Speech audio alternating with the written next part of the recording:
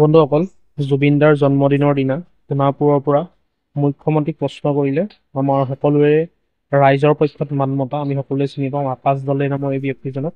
আকাশ দলে নামৰ এই ব্যক্তিজনে মাত মাতিলে মুখ্যমন্ত্ৰীলৈ স্পষ্ট প্ৰশ্ন কৰিলে। স্পষ্টকৈ মুখ্যমন্ত্ৰীক সুধিলে ছিংগাপুৰলৈ লৈ যোৱা কাৰণ মুখ্যমন্ত্ৰী আছিল বুলি কৈছে, যিহেতু বিজেপি চৰকাৰ বুলি উত্থাপন কৰিছে আৰু যিহেতু মুখ্যমন্ত্ৰীয়ে এগ্ৰিমেণ্টত চাইন কৰিছিলে নৰ্থ ইষ্ট ফেষ্টিভেলৰ, যিখন হাই কমিশ্যনৰ পৰা চিঠি আহিছিলে, তাত মুখ্যমন্ত্ৰী ষ্টামৰ স্বাক্ষৰ আছে আৰু প্ৰমাণ সহকাৰে আকাশ দলে নামৰ ব্যক্তিজনে দেখুৱালে। আপোনালোকে ভিডিঅ'টো চাই থাকক, শেষলৈকে চাওঁচোন আহক কেনেকুৱা ধৰণৰ মুখ্যমন্ত্ৰীক প্ৰশ্ন কৰিলে আৰু যিবিলাক কথা কৈছে এইবিলাক শুনিবলগীয়া কথা, এইবিলাক সকলো সত্য হয়, ইয়াত মিছা নাই। কি ক'লে শুনোচোন আহক ভিডিঅ'টোত। আজি জুবিন ক্ষেত্ৰত যে আহিছো, জুবিনদাৰ বাৰ্থডে, বিজেপি মুৰ্দাবাদ, ইয়াত লোক ধাক কৰি লাভ নাই।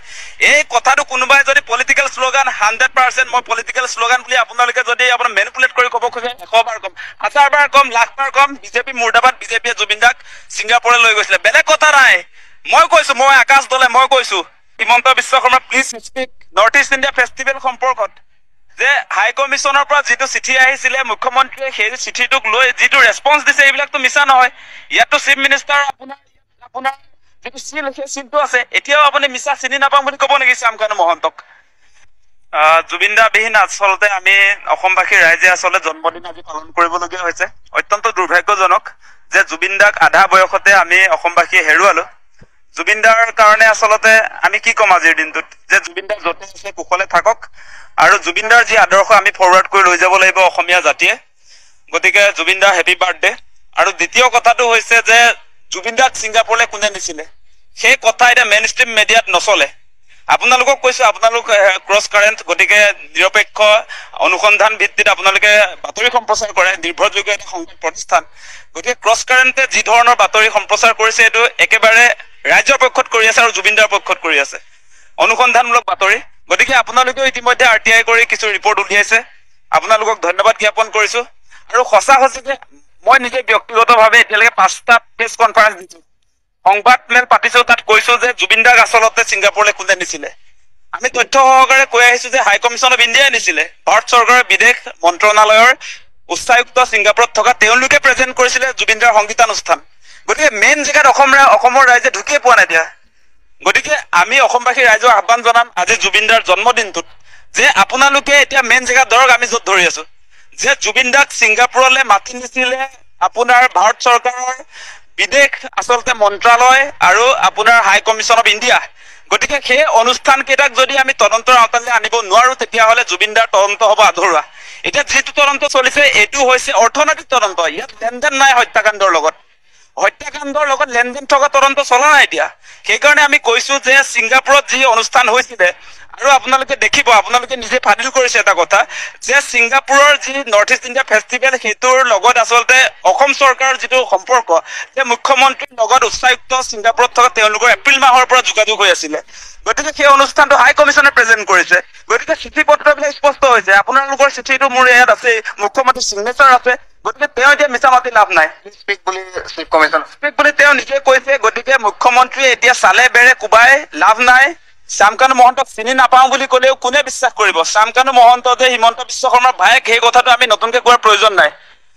এই চিগনেচাৰ আপোনালোকে দেখিছে, এইটো Himanta Biswa Sarma please speak north east India festival সম্পৰ্কত যে হাই কমিশ্যনৰ পৰা যিটো চিঠি আহিছিলে, মুখ্যমন্ত্ৰীয়ে সেই চিঠিটোক লৈ যিটো ৰেছপন্স দিছে, এইবিলাকতো মিছা নহয়। ইয়াততো চিফ মিনিষ্টাৰ আপোনাৰ যিটো চিল, সেই চিলটো আছে। এতিয়াও আপুনি মিছা চিনি নাপাম বুলি ক'ব নেকি শ্যামকানু মহন্তক? গতিকে হত্যাকাৰী আপোনাৰ বিজেপি চৰকাৰ। ইয়াত আৰু শ্যামকানু মহন্ত হৈছে চৰকাৰৰ সৈতে যোগাযোগ কৰিব। 5 নম্বৰ পইণ্টত লিখা আছে, the chief organiser of the north east India festival mister Shyamkanu Mahanta will approaching the government of Assam for its participation of the festival. মানে এই কাগজখন কোনে দিছে? High commission of India. High commission of ইণ্ডিয়াই কাক দিছে? অসম চৰকাৰক দিছে। গতিকে এইটো চৰকাৰী অনুষ্ঠান আৰু চৰকাৰে কৈ দিছে যে হাই কমিশ্যনে কৈ দিছে আপোনাৰ লগত শ্যামকানু মহন্ত আপোনাৰ ভাতৃয়ে যোগাযোগ কৰিব। পইচা বিচৰাৰ কথা উল্লেখ আছে, ইয়াত উল্লেখ কৰা আছে। পৃষ্ঠপোষকতা কৰিব লাগে চৰকাৰৰ ফালৰ পৰা, সেই কথা আছে। গতিকে এই গোটেই north east India festival Shyamkanu মহন্তই চৰকাৰৰ লগত, তেওঁৰ লগত আছে, তেওঁ উদ্যোক্তা, লগতে আপোনাৰ বিশেষকে জুবিনদাৰ প্ৰগ্ৰেমটো দেই, এইটো ডাইৰেক্ট আপোনাৰ হাই কমিশ্যন অফ ইণ্ডিয়া প্ৰেজেণ্ট কৰা অনুষ্ঠান। গতিকে ইয়াৰ পৰা চৰকাৰ বাচি যাব নোৱাৰে।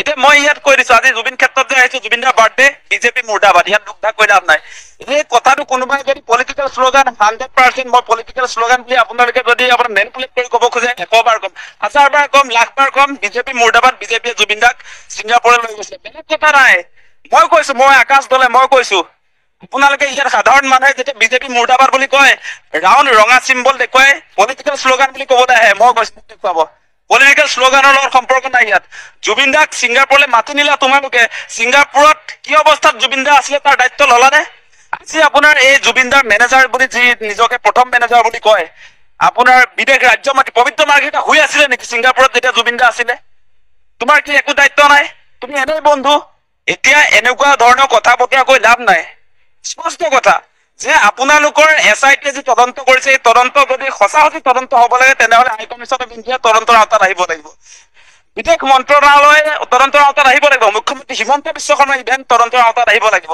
তেওঁ নাজানো বুলি কৈ পেলাই ইয়াত চিগনেচাৰটো কিয় কৰিলে আপুনি হাই কমিছনৰ চিঠিখনত আপুনি চহী কৰি চিলটো কেলে মাৰি দিলে আপুনি মিছা কথাটো ক'বলৈ আপোনাৰ মানে এতিয়া যে লুকুৱাবলৈ যত্ন কৰিছে তেওঁ পলাব নোৱাৰে ন চিলমোহৰ মাৰি দিলে তেওঁ চহীটো কৰি দিলে এতিয়া হিমন্ত বিশ্ব শৰ্মাই শ্যামকানু মহন্তৰ নৰ্থ ইষ্ট ইণ্ডিয়া ফেষ্টিভেল নাজানো বুলি ক'লে কি আমি বিশ্বাস কৰিম নেকি আমি পাগল নহয় বুৰ্বক নহয় আমি চব কথা বুজি পাওঁ আমি মেইন কথাত ধৰিম আজি জন্মদিনটোৰ পৰাই কৈছো অসমবাসী ৰাইজেও এটা কথা আপোনালোকে আজিৰ পৰা এই জুবিন ক্ষেত্ৰৰ পৰা মনত লৈ যাওক জুবিন দাক ছিংগাপুৰলৈ মাতি দিছিলে হাই কমিছন অফ ইণ্ডিয়া ভাৰত চৰকাৰ মানে বিজেপি চৰকাৰ মানে হিমন্ত বিশ্ব শৰ্মা সিদ্ধাৰ্থ শৰ্মা মানে যুৱ মৰ্চাৰ এই সাংস্কৃতিক তত্ত্বাৱধায়ক সেইটোহে মই চিনি পাওঁ শ্যামকানু মহন্ত হিমন্ত বিশ্ব শৰ্মা এই মানুহবিলাক বিজেপিৰ মানুহ আমি কি নাজানো এই কথা আজি হিমন্ত বিশ্ব শৰ্মাক বিজেপিত জইন কৰালে কোনে শ্যামকানু ফেমিলি নহয় নেকি মিটিংবিলাক দেখোন তেওঁলোকৰ ঘৰত আছিলে মই নিজে দেখি আছো আমি আপোনালোকে দেখি আছে সংবাদ মাধ্যমে গতিকে মিছা কথা কৈ লাভ নাই এতিয়া জুবিন দাক হত্যা কৰাৰ পাছত হিমন্ত বিশ্ব শৰ্মাই ৰক্তদান কৰিলে জুবিন দা ঘূৰি নাহে ৰক্তদান কৰিম বুলি কৈছে প্ৰথমতে যেতিয়া আপোনাৰ তাত যে দায়িত্ব নললে আপোনালোকৰ কোনো ৰেছপন্সিবিলিটি যে তাত নললে জুবিন দাৰ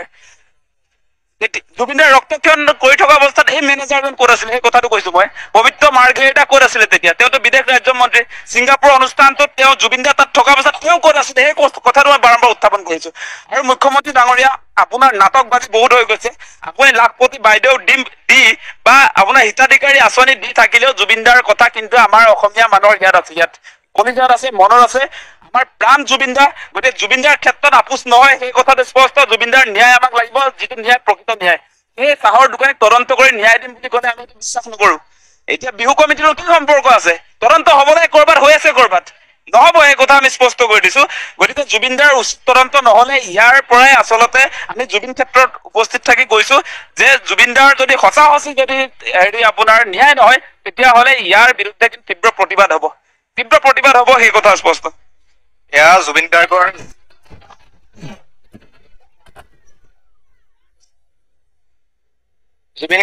জন্মদিনৰ দিনাই এনেকৈ অনুৰাগীয়ে এনেকৈ সচেতন লোকে জুবিন গাৰ্গৰ ন্যায়ৰ দাবী উত্থাপন কৰিছে আৰু শেহত দাদাৰ কাৰণে তেখেতসকলে যি ত্যাগ কষ্ট পৰিশ্ৰম কৰি আছে সকলোকে মই 10,000কে এটা মৰম যাচিম মই সকলোকে কিবা এটা দিম বুলি কৈছিলো তেওঁলোকক জনাইছো ইতিমধ্যে আৰু এইটো আমাৰ দায়িত্ব ঘৰৰ মানুহ হিচাপে দাদাৰ কাৰণে তেখেতসকলে যি ত্যাগ কষ্ট পৰিশ্ৰম কৰি আছে সকলোকে মই 10,000কে এটা মৰম যাচিম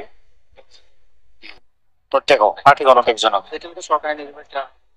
মই এই মাহত দিছো আৰু মই ভাবো জুবিন দাক ভাল পোৱা লক্ষ লক্ষ অনুৰাগী আছে তাৰ মাজত অজস্ৰজন আৰ্থিকভাৱে বলৱান মানুহ আছে এই কথাটো তেওঁলোকক মন চোৱাবলৈ কৈছো যাতে এই যে ল'ৰাকেইজন ছোৱালী কেইগৰাকী দিনে ৰাতিয়ে যে অহৰহ ইয়াত খাটি আছে গোটেই চাফা কৰিছে ৰাতিপুৱা তেখেতসকলক কিবা এটা যেন আমি দিব নালাগিব সেয়া তেখেতসকলৰ সন্মানৰ কাৰণে তেখেতসকলৰ মৰমৰ কাৰণে তেখেতসকলৰ পৰিয়ালৰ দায়িত্বৰ কাৰণে যিও নিজক আজি জুবিন দাৰ কাৰণে ইয়াত উৎসৰ্গা কৰি দিছে তেখেতসকলে কোনেও নাজানিছিলে যে সোণাপুৰলৈ জুবিন দা আহিব হঠাৎ হৈছে ন সিদ্ধান্তটো তাৰপিছৰ পৰা তেওঁলোক নিৰন্তৰভাৱে ইয়াত কৰ্মৰত হৈ আছে মই কি বুলি তেওঁলোকক ধন্যবাদ জনাম কোনো ভাষা নাই